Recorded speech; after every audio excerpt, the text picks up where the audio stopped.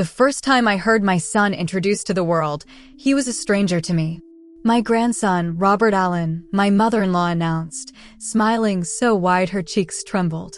Named after his grandfather, just like we always said. The living room was full, warm bodies, perfume, the sticky sweet smell of sheet cake, and too many people talking at once. Someone laughed. Someone clapped. Someone said, what a strong name. And I just froze. I was standing by the kitchen doorway, a plastic cup of lukewarm punch in my hand, wearing a shirt that still opened for breastfeeding and slippers because my feet hurt too much for real shoes. My body was still soft from the birth. My stitches still pulled when I moved too fast. My hair was barely tamed into a low bun that kept slipping. But none of that hurt as much as those two words. Robert Allen.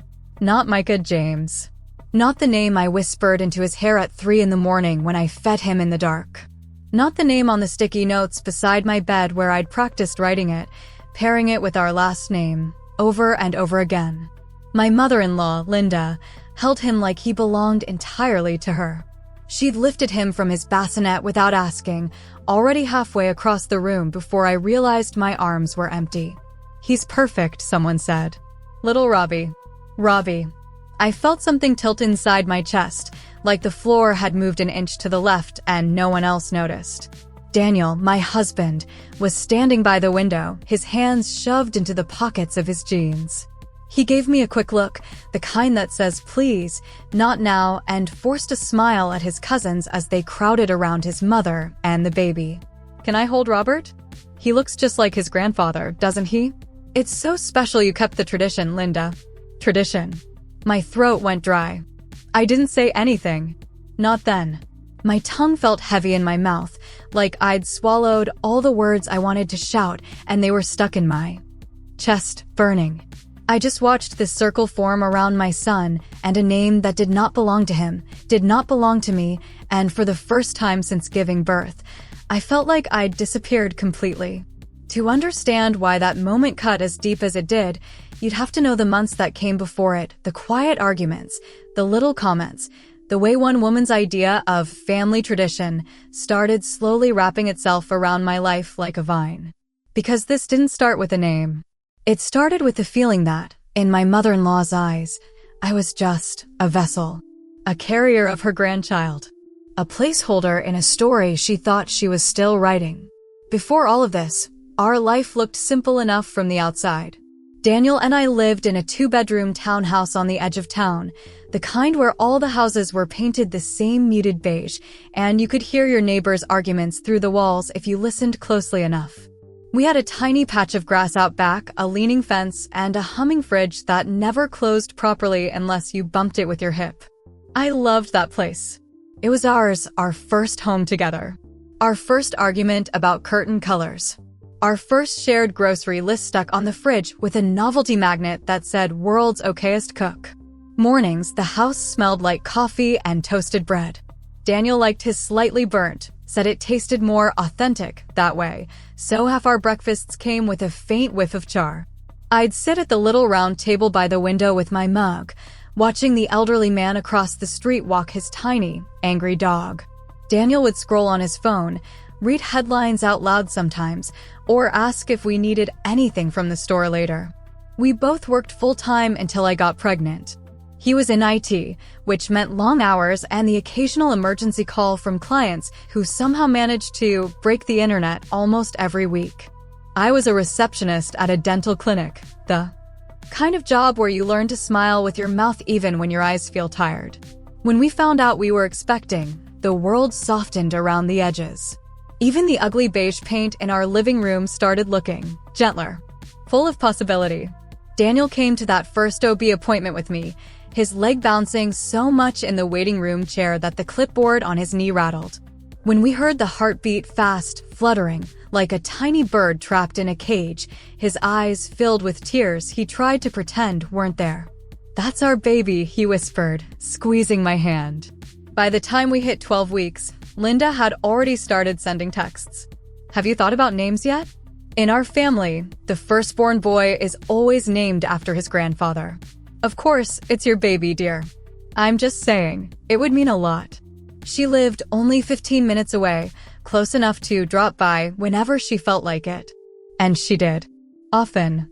She'd bring casseroles, heavy, creamy, smothered in cheese, because pregnant women need to eat. She'd straighten my couch pillows without being asked. She'd stand in my kitchen like it belonged to her, opening cupboards and tooting under her breath when she couldn't find what she was looking for. "Where's the good pan?" she'd ask. "I told Daniel to buy you one like mine." Men forget these things. Sometimes she was kind. Genuinely kind. She'd rub my shoulders while I sat at the table, tired and swollen from another long day. She'd kneel by the bottom kitchen cabinet to rearrange the pots so I didn't have to bend as much. She'd bring herbal tea she swore would help with nausea. Other times, her kindness came with little hooks. "You're not really going to go back to work after the baby, are you? You know babies really need their mothers. Daycare, it's just not the same." My friend's daughter tried working full-time with a newborn. The baby got sick all the time. It broke her heart. She said these things in a soft tone, always stirring something, tea, sauce, sugar into her coffee, like the words were just floating to the surface by accident. Daniel and I would talk about it after she left. "She means well," he'd say, kicking his shoes off by the door. "You know how she is." "How she is makes me feel like I'm being sized up and found lacking," I muttered once, picking stray cheese off the casserole dish before rinsing it. He sighed. "She's just excited. First grandbaby. She'll calm down." But she didn't really calm down. Especially not about the name. We started our own list one rainy Sunday afternoon. The sky was the color of dishwater, and the rain streaked down the windows in thin, steady lines. Daniel had his laptop open, but he'd turned it away from work to a baby names website. I had a notebook in front of me and a pen that kept smudging. "Okay," he said, scrolling. "Top boy names for this year. What about Liam?" "Too popular," I said, making a face. "He'll be one of 5 Liams in class." "True." He kept scrolling. "Noah? Elijah? Mateo?" I wrote a few down, then crossed them out. We went through biblical names, modern names, names from movies we loved, names from books. Some made us laugh. Some made us nostalgic. Some just felt wrong the second they left our mouths. Then he said, quietly, "What about Micah?" I looked up. "Micah," I repeated, tasting it. Soft at the start, firm at the end. It felt gentle but steady. Like someone who'd grow up kind but not easily pushed around. "Micah James," Daniel added, almost shyly. "James after your dad." My throat tightened. My father had died when I was in college. He never got the chance to meet Daniel. Never got to say anything at our wedding. Never got to know he was going to have a grandson. "You'd really be okay with that?" I asked, voice low. "Of course." Daniel reached across the table, took my ink-smudged hand in his. "He's our son. He should carry both of us, not just my side of the family." That was the first time I felt something solid settle inside me about this baby, something beyond kicks and nausea and ultrasounds. Micah James. The name fit like a promise. We didn't tell Linda. Not yet. It wasn't a secret, exactly, more like something sacred we were still holding between us, like a shared dream we weren't ready to expose to anyone else's opinion. But Linda kept circling back. At dinner one night at her house, with roast chicken on the table and her good china laid out like we were hosting royalty, she said, "You know, Daniel's father would be so proud to have a grandson named after him." She glanced at me briefly, then focused her eyes back on her son. Always on her son. "In our family," she continued, carving the chicken with slow, deliberate strokes, "the firstborn boy is named Robert. It's just what we do." My husband was named for his grandfather. Daniel, if we'd had another boy, would have been Robert too. It's a strong name. Solid. Reliable. She placed a slice of chicken on my plate, then Daniel's, her movements precise and practiced. "It would mean a lot to your father," she said. "To me too." My fork hovered above my plate. Daniel cleared his throat. "Mom, we haven't decided on a name yet." She smiled like she already knew better. "Well, think about it. Family traditions, they matter." I felt her eyes brush over me, just for a second. Assessing, wondering how much influence I had, how much I dared to have. I told myself I was imagining it, that hormones were making me touchy. that I was reading too much into one conversation over chicken and mashed potatoes. Later, in the car, as rain tapped against the windshield and Daniel drove us home through streets that glistened under the streetlights, I said, "You told her we haven't decided." He kept his eyes on the road, because I knew what she'd do if I said we had. "And what's that?" "Start arguing with me about it," he muttered. "You know how she gets." I pressed my palm against my belly, feeling the faint roll of our baby underneath. "It's our choice," I said quietly. "Right?" "Of course it is." He reached for my hand, gave it a squeeze. "He's our son." At the time, I believed him. I believed us.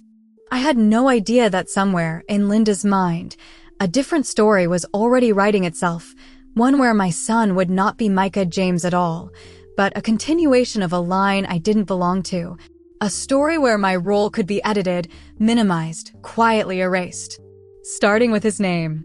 If I'm being honest, the very first sign that something wasn't quite right came weeks before the gathering, quiet, almost forgettable, like a shadow brushing past the corner of your vision.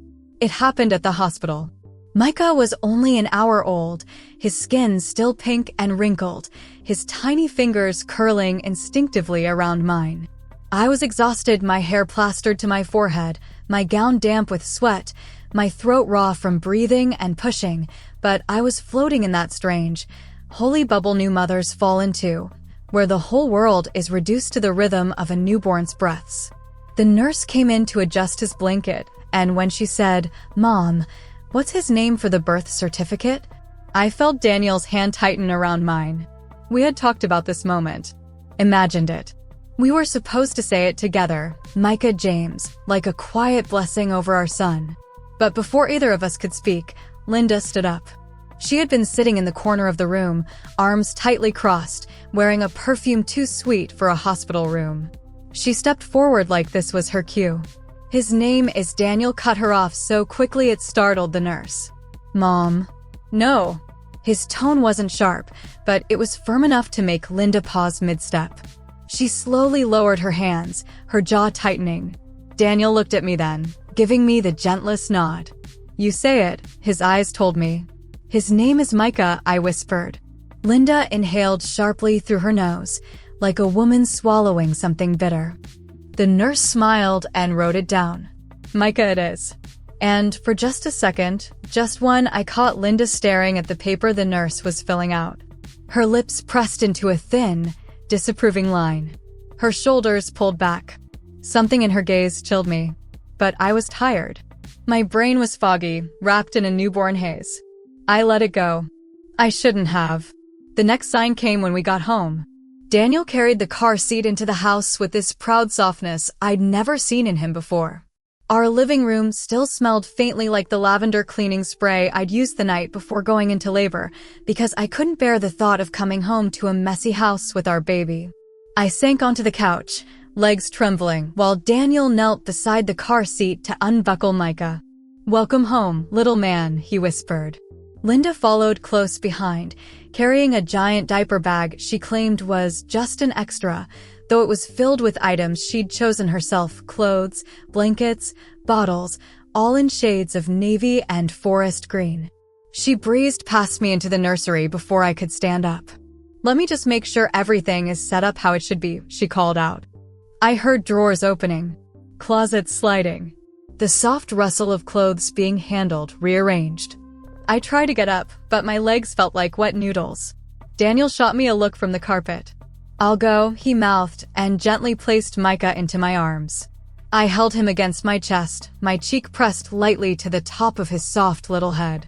His tiny breaths warmed my skin. For a moment, I forgot everything else. But not for long. From the nursery, I heard a small but unmistakable gasp. Then Linda's voice, tight and irritated. "Where is the blue outfit I bought?" "The one I told you he should wear home." Daniel's reply was quiet. "Mom, we picked something else." "What's wrong with the one I picked?" "Nothing. We just chose another one." "After I told you what the family always does?" There it was again. Family. Tradition. Like a thread she kept wrapping around us, pulling tighter each time. Daniel said nothing. A few seconds later, Linda marched out of the nursery with her lips pressed so hard they turned almost white. "He should have worn the outfit," she muttered under her breath, brushing past me. I watched her leave, something unsettled twisting in my chest. But once again, new motherhood fog is real. I let myself believe I was imagining the tone. A week later, she came over with a casserole and a long cardboard box wrapped in metallic paper. "I brought something special for Robert," she announced as she walked in without knocking. I blinked. "Who?" I asked. She didn't look at me. "The baby. His name is Micah." And then she hummed softly, handing Daniel the box. "Open it." Inside was a handcrafted wooden plaque, beautifully carved, polished to a shine. And across the front, in elegant script, was one word: Robert. Daniel froze. "Mom, it's for his nursery," she said, her tone too bright, too sweet. "Your grandfather made one just like this for your father. Your father made one for you. And now you're trying to rename our son." I interrupted, my voice more shocked than angry. Linda blinked at me, surprised I'd spoken. "It's a family heirloom. You don't just break tradition." "He's not named Robert," I whispered. "He's Micah." She smiled, but it wasn't warm. It was the kind of smile that doesn't touch the eyes at all. "Names can grow on you," she said simply. I felt a chill run along my spine. I didn't know it then, not fully, but something deep inside me recognized a warning. This wasn't about a name. This was about control. About legacy. About rewriting things to fit her image of the world. The final clue came 3 days before the gathering. She came over unannounced again, this time with her sister, Marjorie. I was feeding Micah in the rocking chair by the window, sunlight pooling over us in gentle golden patches. Linda peeked in and whispered, "Look at him, little Robbie." Marjorie gasped softly. "Named after his granddaddy?" "Oh, Linda, how wonderful." My stomach dropped. I spoke carefully. "His name hasn't changed." Linda ignored me. She bent down next to me, brushing Micah's hair with her fingers.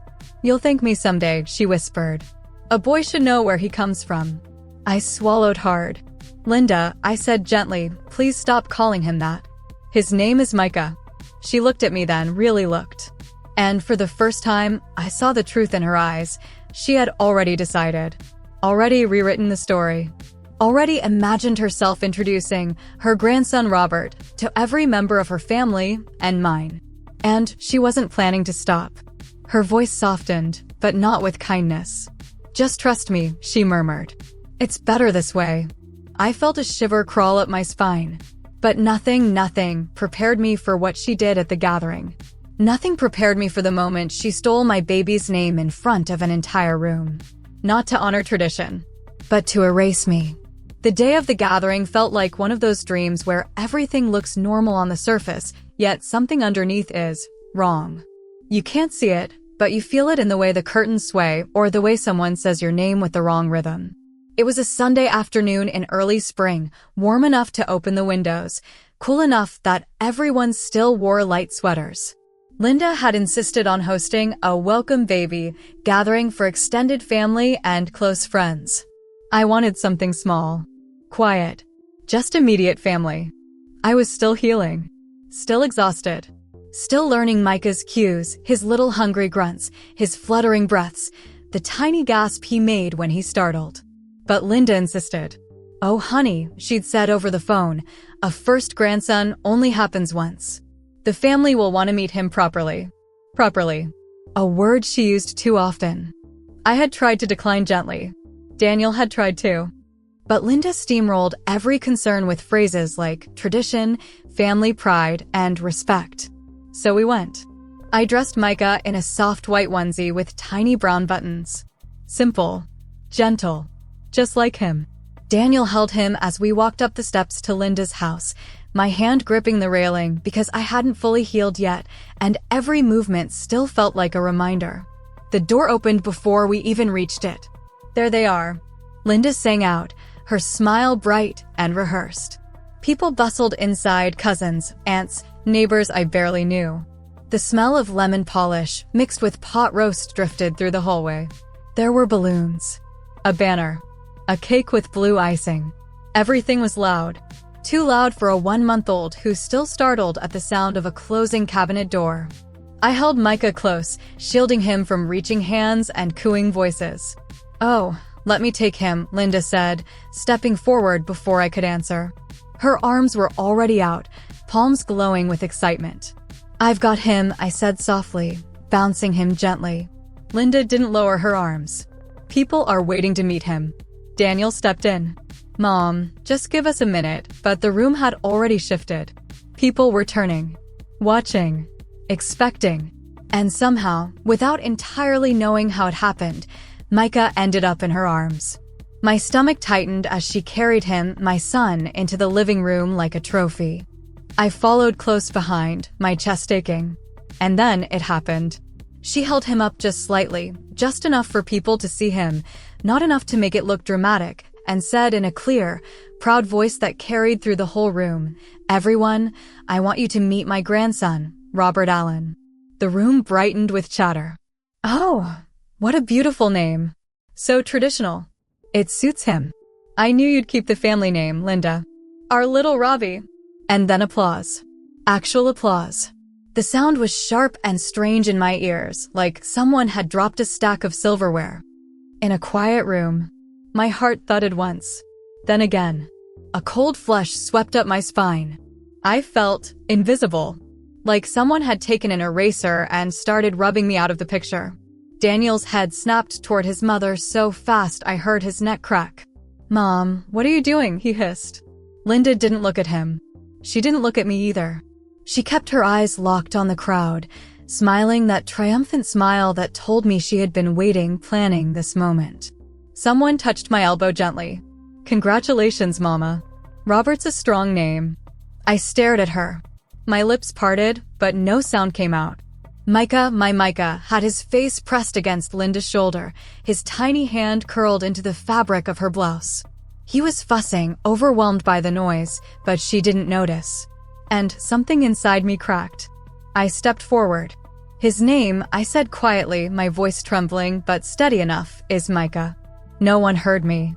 Or maybe they did, and pretended not to. Linda turned slightly, angling her body so the people could see the baby better. She patted his back like she owned him. "Look at little Robbie," she cooed. "Perfect, just perfect." Daniel's jaw clenched. "Mom, give him back." "Not now," she said, still smiling at the crowd. "Give him back," Daniel repeated, louder this time. She turned her head then, her eyes finally meeting his. And in that brief moment, something sharp passed between them, an old power, an old habit, an old expectation she'd always assumed would hold. From the corner of the room, her sister Marjorie chimed in, "Oh, Linda, you must be so proud. Look at him. Little Robbie Allen, carrying on the name." That was the moment I realized she hadn't slipped or misspoken. She hadn't acted out of excitement. She had planned this, decided it, repeated it, practiced it. She wanted the world to hear it before I could correct her. She wanted the room to choose her version of the story before they heard mine. She wanted to make it real by making it public. I felt my cheeks flush with heat. My vision blurred at the edges. Not from tears, from something deeper. Something like shock wrapped around disbelief. Daniel moved next to me, his voice barely contained. "Mom," he said low, "you're disrespecting us." She laughed lightly, still bouncing Micah. "Oh, please. I'm honoring the family.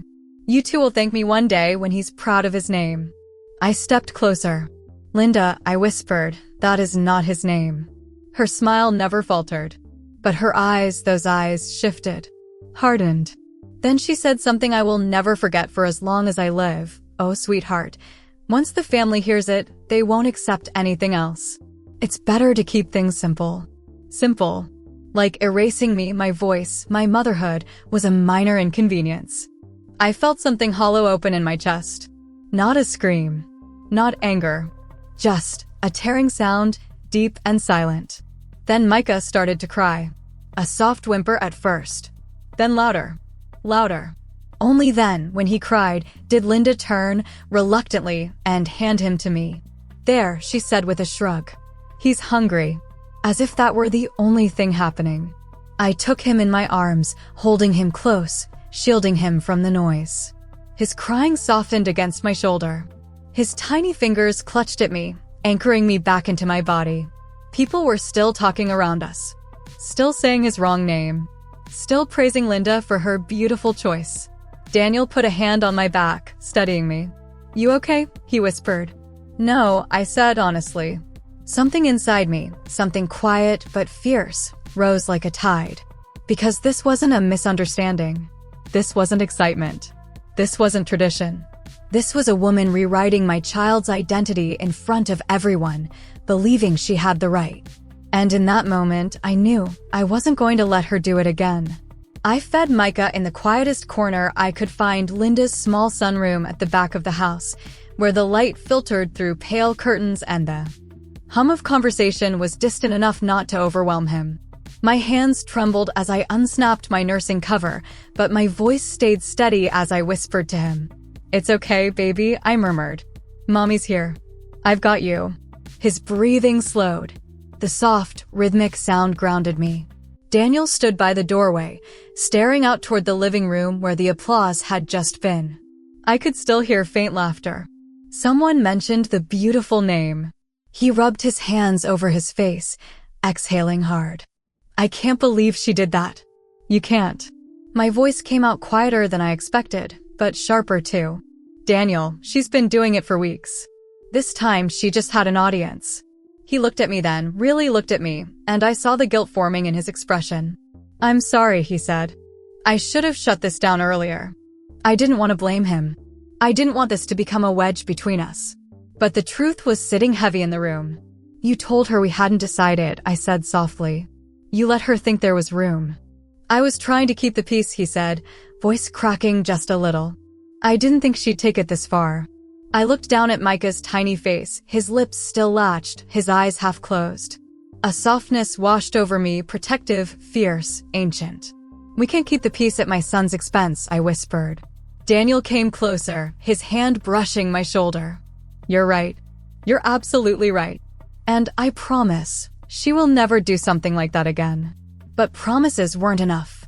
Not this time. I needed something concrete. Something permanent.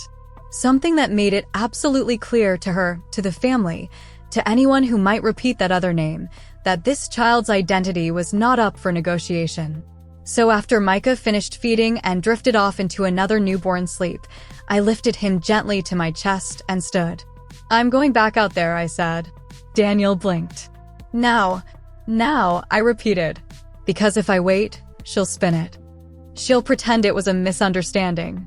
She'll make it sound like we agreed. And I am not letting this story get rewritten." I felt shaky. My legs still weren't fully recovered. But my resolve, that was steady enough to walk on. Daniel stood beside me. "I'm with you." We stepped into the hallway just as Linda's voice floated toward us, loud, happy, describing the baby's birth like she was the narrator of the whole event. "He looks just like a Robert, don't you think? Strong cheeks, that little chin, oh, it's all Alan." Someone asked something I couldn't hear. Linda laughed lightly. "Oh, his mother? She'll come around. These things grow on you." My jaw tightened. "His mother, she'll come around." As if I were some silly obstacle she expected to outmaneuver. Daniel squeezed my hand. "Ready?" I nodded. We walked into the living room together. The chatter quieted a little when people noticed us. A few softened their voices, assuming I just needed quiet for the baby. Linda turned toward us with that bright smile that suddenly felt like a mask carved out of porcelain. "There she is," she exclaimed. "Mama finally got a break. Come here, dear, everyone wants pictures of you with little Robbie." She held out her arms as if expecting me to hand Micah back. I didn't move. I kept him close, one hand supporting his tiny head. I spoke softly, but loud enough for the room to hear. "His name is Micah." It was not a dramatic shout. Not angry. Just steady. Unshakable. Like a truth that had always existed. Linda blinked at me. "Sweetheart," I didn't let her finish. "We named him Micah James," I continued. "That's the name on his birth certificate. That's the name we chose together. That's the name that belongs to him." A ripple moved through the room. People glanced at each other. Some looked embarrassed. A few looked confused. Linda's smile twitched. Honey, we talked about— No, I said gently but firmly. You talked. We listened. And then we chose. And we chose Micah. She laughed, high-pitched and nervous. This is just confusion. The family expects— The family, I repeated, doesn't get to rename my child. There was a moment, one beat of stunned silence, where the whole room shifted its attention. I could feel it, the air tightening around us. Linda's face reddened, just slightly. Her eyes flickered toward her sister, then back to me. Well, she said stiffly, I was only doing what's tradition. And I appreciate tradition, I replied softly. But not when it overwrites the mother. Not when it erases the decision Daniel and I made for our son. I glanced at Daniel. He stepped forward then, his voice low but certain. Mom, he said, his name is Micah. And you need to respect that. Linda opened her mouth, but Daniel raised a hand slightly, just enough for her to pause. I let too much slide, he admitted. I thought it was easier. I thought you'd back down. But today, that crossed a line. Her lips parted, hurt flickering across her face. Daniel, I was proud. I wanted to honor, you wanted control, he said gently, not unkind, but unflinching. And Micah isn't a symbol. He's a person. Our person. And we're his parents. A few relatives nodded quietly. A couple looked away, uncomfortable. Marjorie pressed her lips together. Linda's shoulders stiffened. Her eyes glistened, but she blinked the shine away quickly. So that's how it is? She asked softly. That's how it always should have been, Daniel replied. She stood there, clutching her hands together, the weight of the room shifting against her expectations. She wasn't used to this dynamic, her son choosing someone else's boundary over her routine authority. For the first time that day, she looked small. Not defeated. Not broken. Just confronted with a truth she didn't want. I adjusted Micah in my arms, his little head resting against my shoulder. His name, his real name, felt like armor now. Something worth standing for. Linda inhaled slowly. I see. The room exhaled with her. And in that soft, fragile breath, I felt the first shift, the turning of a tide I hadn't realized had been against me since the day I joined this family. But the real consequence? That came later. When the whole family would learn exactly why Linda had tried so hard to change Micah's name, and what she had been hiding behind the word tradition. The house felt different after that moment. Not quieter, no, Linda's home was never truly quiet, but heavier, like every person inside had inhaled and didn't quite know how to exhale again. I held Micah close, his soft breath warming the fabric of my shirt. Daniel stood beside me like a silent shield. And Linda. Linda stood frozen for a long moment before finally retreating toward the kitchen, her steps sharper than usual, her chin slightly lifted in that way people do when they're trying to hide a bruise to their pride. People watched her go, then watched us. The conversation in the room didn't stop, exactly. It just shifted into awkward whispers. Did you know about this? I thought his name was Robert. Why would she do that? Oh, poor girl. She went too far. If Linda heard any of it, she didn't show it. Daniel let out a slow exhale beside me. We should leave soon. We will, I murmured. But not yet, because leaving now would give Linda room to spin the story, to retell it in her voice, to frame me as emotional, hormonal, ungrateful, whatever narrative suited the version of events where she still held control. I wasn't giving her that. Not after everything. A few relatives made their way toward us one by one, awkward smiles, soft apologies, gentle acknowledgments. Daniel's cousin Sarah approached first. She touched my arm lightly.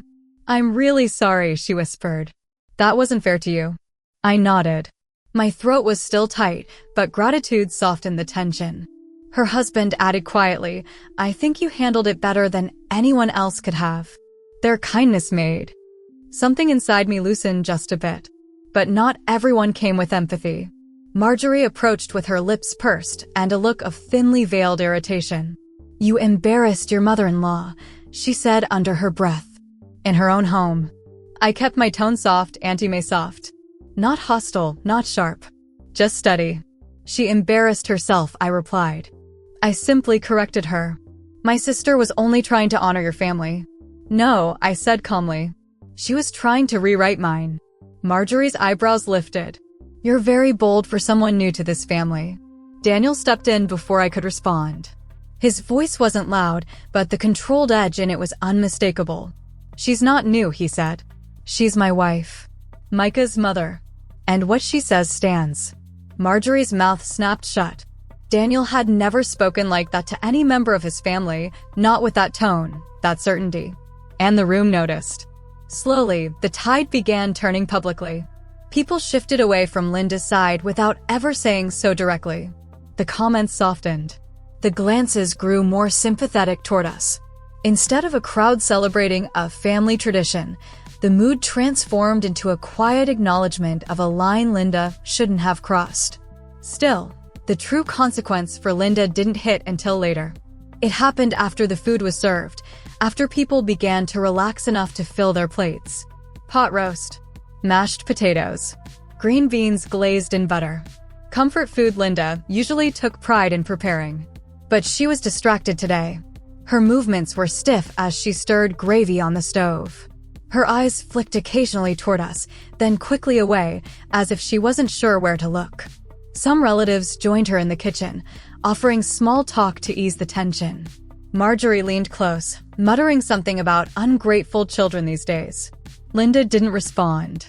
Then, as more people filtered into the kitchen to get food, someone, Daniel's uncle, asked casually, "So, where'd the name Robert come from anyway? Thought you said they chose Micah from the start." Everyone turned.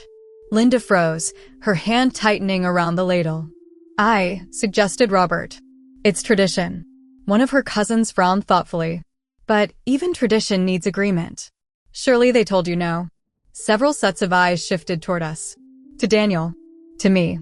Daniel spoke calmly. We told her no many times. There it was, the truth laid bare in front of the very audience she'd hoped to impress. Linda's cheeks flushed. "Well, I thought they would change their mind," she said stiffly. You thought you knew better," her cousin interrupted gently. "And you put them in a difficult position today." Linda's joy tightened. Someone else, an older neighbor, added softly, "Honey, babies are named by their parents, not grandparents. Even in the old days." A murmur of agreement rippled through the group. Linda's shoulders rose, then sank. "I was just trying to keep the family name alive," she whispered, sounding smaller than before. Daniel looked at her steadily. "Mom, keeping a name alive shouldn't require erasing someone else's choice." And then, unexpectedly, her own sister turned on her. "Linda," Marjorie said with a sigh, "you've been pushing ever since this child was conceived. Let it go. You can't force a name." Linda stared at her sister, stunned. Then at the others. She hadn't expected to be corrected, especially not like this, not publicly. Her voice dropped to a fragile whisper. "I just wanted him to carry something from our side." "He does," I said softly, stepping closer. She blinked, surprised I spoke. "He has your son's eyes," I continued. "Your husband's chin. Your family's stubbornness." I offered a faint smile. "He carries all that. But his name, that's part of who he'll become. And Daniel and I need to choose that. He needs to know it came from us." For the first time that day, Linda's face shifted, not out of pride or anger, but something more complicated. Something like realization. Or maybe regret. Her shoulders slumped a little.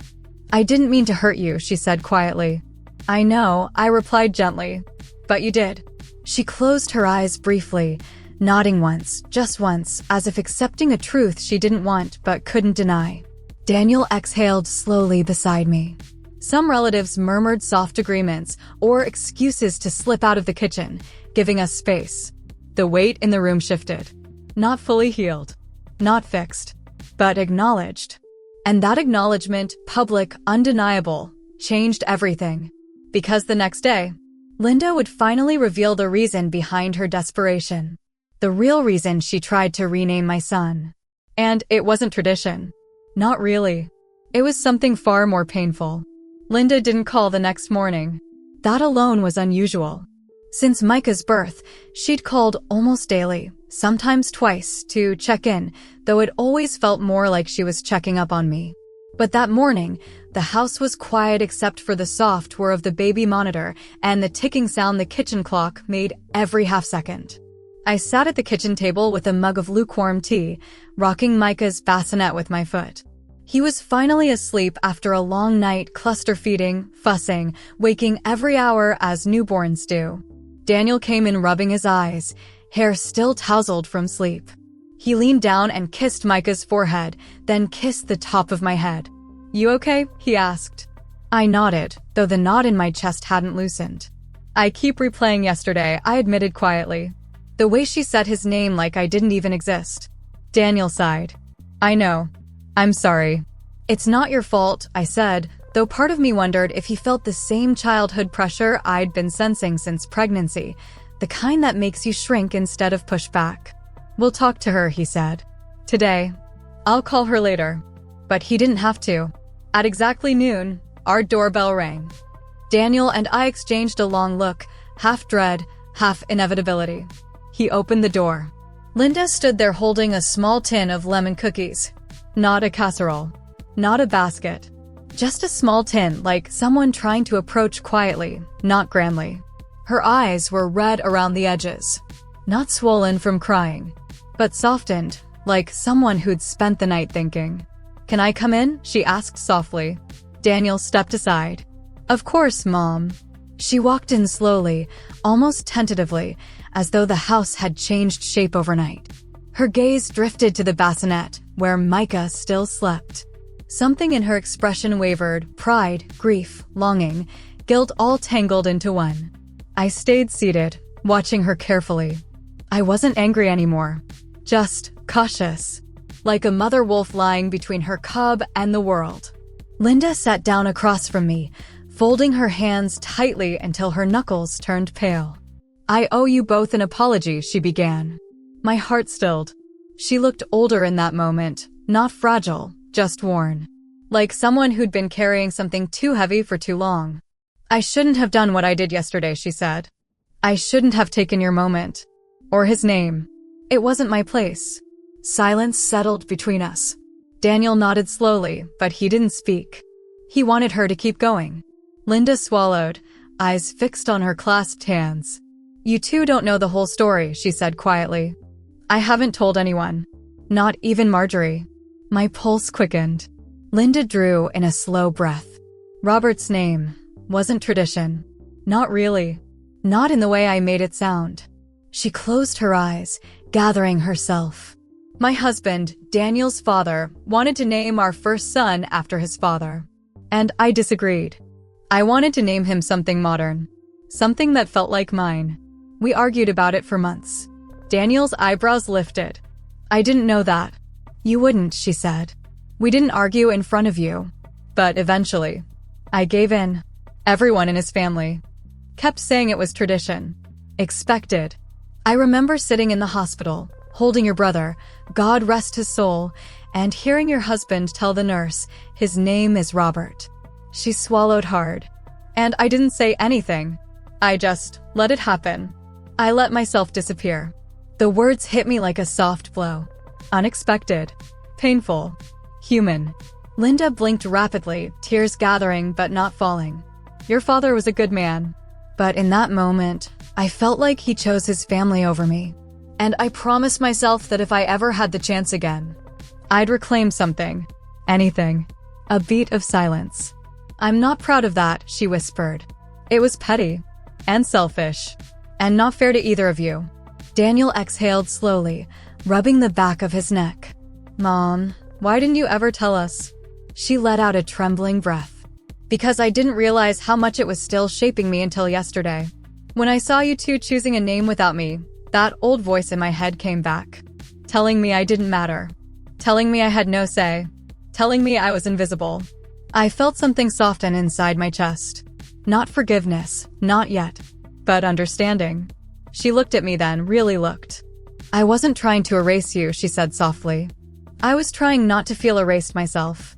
Those words sat between us, raw, imperfect, honest. I finally spoke. "Linda, I didn't know any of that." "I know," she whispered. "And I'm sorry I made you carry the weight of something that wasn't yours." We sat quietly. Then I asked the question that had been burning in my heart. What would honoring you look like if you let go of the name? Her eyes filled with tears. Being included, she said. Being trusted. Being asked, not overridden, not ignored. Just asked. I nodded slowly. We can do that. We want you in Micah's life. We want him to know you. But you have to give us the space to be his parents. I can, she whispered. I will. Daniel leaned forward, placing a hand on hers. I love you, Mom. But you can't control this. You can't control him. And you can't control us. She nodded, wiping a tear away. I don't want to anymore. The knot inside my chest loosened, not because everything was magically fixed, but because a truth had been spoken aloud. And once truth breathes air, it becomes harder for old wounds to hide. Micah stirred in his bassinet then, letting out a small sleepy cry. Linda looked toward him, her expression softening. May I? I hesitated, just a second.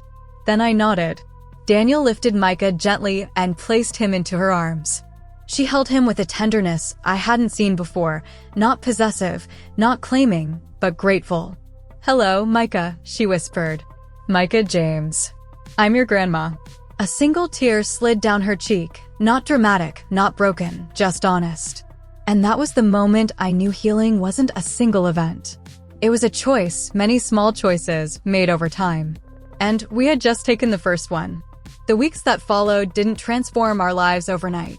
Healing never arrives in grand gestures, it shows up quietly, like sunlight through blinds, warming the room little by little until you realize the darkness has faded.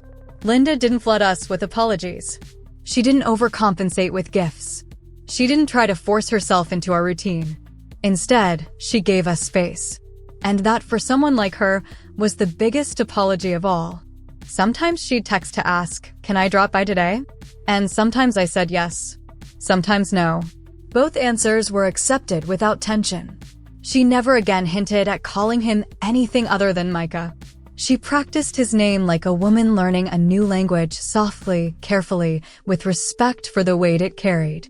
Micah, she'd whisper when she held him, rocking gently in the chair she used to straighten in our nursery. Micah James. The first time she said it without stumbling, I saw pride in her eyes. Not pride in winning. Not pride in tradition. But pride in honoring something she hadn't created, but could still cherish. That mattered. A lot. One afternoon, about a month after the gathering, I found her in the nursery standing in front of the wooden plaque she had originally brought, the one with Robert carved across it. She was holding it in both hands. For a moment, I froze in the doorway.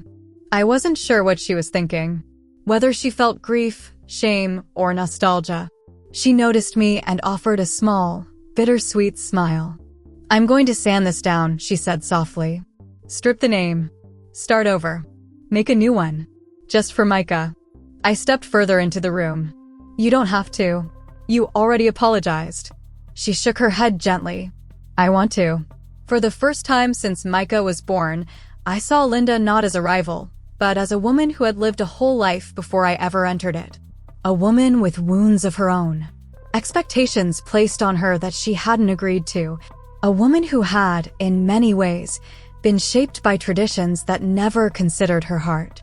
I felt something shift inside me, an understanding, a recognition. I appreciate that, I said. She placed the plaque down carefully, like it was fragile, then wiped a tear from the corner of her eye. You're a good mother, she whispered. Micah is lucky. My breath caught in my throat, not from surprise, but from the simplicity of the words. The acknowledgement I didn't know I needed. Thank you, I murmured. That means more than you know. She nodded, then brushed her hand over Micah's tiny crib. And I'm going to do better. I want you to trust me.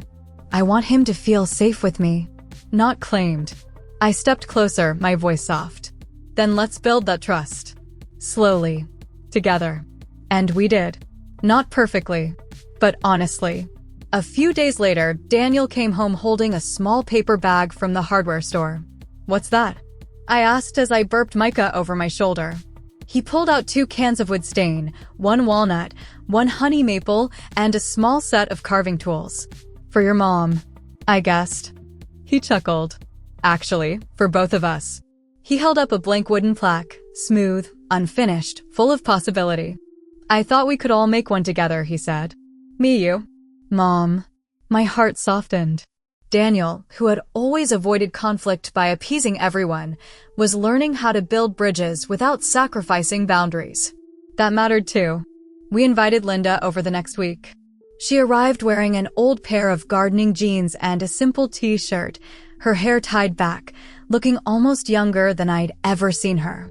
Daniel laid the plaque on the table, the tools beside it. I want all of us to carve it, he said. Our family. Micah's family. Linda's eyes glossed with emotion. We took turns, Daniel tracing the outline of the letters with a pencil, me carving carefully along the lines, and Linda smoothing the edges with fine grit sandpaper. It wasn't perfect. The curves wobbled. The spacing leaned left. One letter was a little too deep. But somehow, that made it more ours. More real.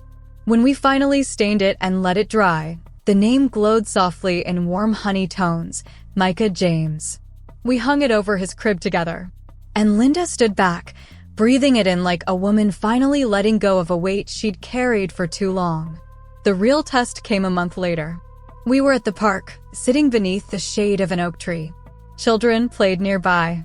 The air smelled of cut grass and sunscreen. Linda held Micah gently under the canopy of leaves, rocking him as he stared up at the filtered sunlight. A woman passing by stopped and smiled. He's adorable. What's his name? Linda looked down at him, her eyes soft, her voice steady. His name is Micah, she said, brushing her fingers through his hair. After his mother's father. A beautiful choice, isn't it? I felt something in my chest unclench entirely. Not because she finally accepted the name, but because she honored the story behind it, our story, not the one she tried to create in front of a room full of people. And when she passed Micah back to me, she touched my arm gently. I'm proud of you, she whispered. In that moment, I realized healing wasn't just happening between Linda and me, it was happening inside her too. She wasn't giving up control. She was reclaiming something she had lost long before I ever met her, her place, as a supporter, not a commander. A grandmother, not a gatekeeper. A family member, not the author of everyone else's story. And me? I had learned something too. That being a mother wasn't only about protecting your child from the world, it was also about protecting the space where your voice matters. Where your identity cannot be erased. Where your role isn't optional. Micah didn't just give me a child. He gave me a spine made of something stronger than fear. He gave me the courage to stand even when my knees trembled. And that courage reshaped everything. People often think the biggest battles in a family happen in raised voices, slammed doors, or bitter silences that stretch on for years. But the real battles? The ones that shape us? They happen in quiet moments. A whispered name. A single choice. A line drawn softly but firmly in the sand. I used to think motherhood would be about diapers and lullabies, late-night feedings, and tiny socks that always disappear in the wash. But I've learned something deeper, something every mother eventually faces. You don't just birth a child. You birth a new version of yourself. The kind who stands tall, even when her voice shakes. The kind who protects more than just her baby, she protects the ground the two of them stand on. The kind who learns, sometimes painfully, that love without boundaries becomes sacrifice, and sacrifice without voice becomes disappearance. My mother-in-law didn't try to hurt me. She tried to fill a hole in her own heart. And I learned that healing doesn't always look like forgiveness. It sometimes looks like understanding someone's wounds without letting them reopen yours. Micah will grow up hearing his name with pride. Not because it's written on a plaque. Not because it follows tradition. But because the people who love him chose it with intention and stood up for it with courage. And now, my friend, let me leave you with a question. If someone tried to rewrite your story quietly, softly, without asking, would you have spoken up the way I did? Or would you have waited, hoping they'd understand your heart without ever hearing your voice? Tell me in the comments. And if my story touched you today, don't forget to subscribe so we can walk through the next one together.